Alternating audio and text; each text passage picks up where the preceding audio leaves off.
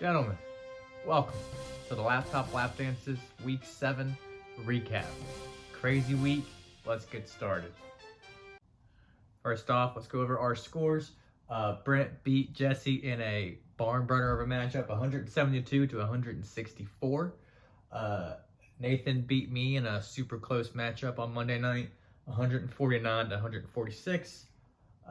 Steve-O beat Noah 145 to 125. Justin beat Ethan. We'll talk about this more in a second. 137.15 to 137.05.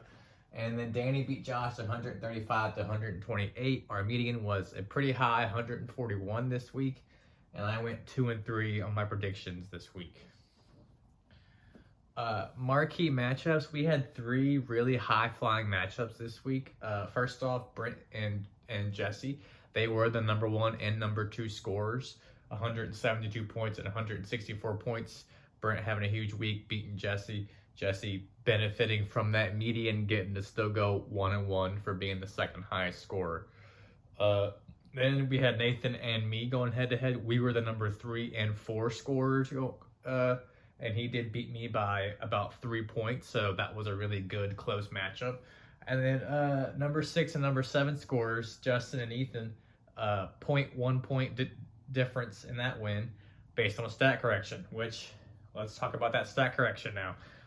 So Ethan got 0.4 points extra from Josh Reynolds on a stat correction, but then Justin got a forced fumble awarded to his Bills defense, which was just enough after it was all said and done to have him beat Ethan by 0.1 points, by basically a yard. We could still get a stat correction that could still change it, so we'll have to keep an eye on it. But as of now, Justin beat Ethan by a yard, and that is just a really tough break for Ethan. But hats off to Justin on surviving and staying that number 1 seed. All right, injury report. We got lucky this week. No major injuries really happened. Only one to talk about here is Deshaun Watson did kind of re-injure himself. He is out this week, so that will affect the Browns offense. That's the only thing of note this week. All right, let's get on to these awards. The knockout award for the biggest margin of victory does go to Steve-O for knocking out Noah, who did have one less player in his roster. So hats off to you, Steve-O. The high score award for the most points on the week does go to Brent in that high-flying matchup, scoring over 170. Great week for Brent. The close call awards. The least amount of points in a win goes to Danny, and the most amount of points in a loss does go to Jesse. So hats off to you two guys. Somehow surviving the week and going 1-1. The Better Luck Next Week award, that does go to Noah Bell. Hats off to you, buddy. That's what happens when your whole team's on bye and then you have a couple other guys get hurt. You had an empty spot and it cost you, so better luck next week. The Bench Warmers award for the most points left on your bench this week, that does go to Josh Witt.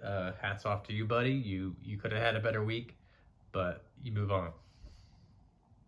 The Golden Goose Award for having a player score your 0. It does go to Noah Bell. Now he didn't have someone score 0, but he was forced to leave a spot empty, and that is equal to 0 points. So you get the Golden Goose Award.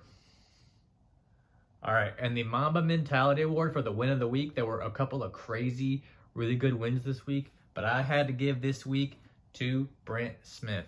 He, at the start of the year, had a bit of a rough start. He was low in the standings. He has gone on a 6-win streak. He beat Jesse in that super high-flying matchup, came back on Monday night to get the win, goes 2-0. He hops up to be tied with me for the 3 seed, and he's right in the thick of it. So hats off to you, Brent, for a huge win this week. You get the Mamba Mentality Award. And that is our Week 7 recap. Week 8 preview comes out tomorrow before the Thursday night game. Good luck, everybody, and let's ride.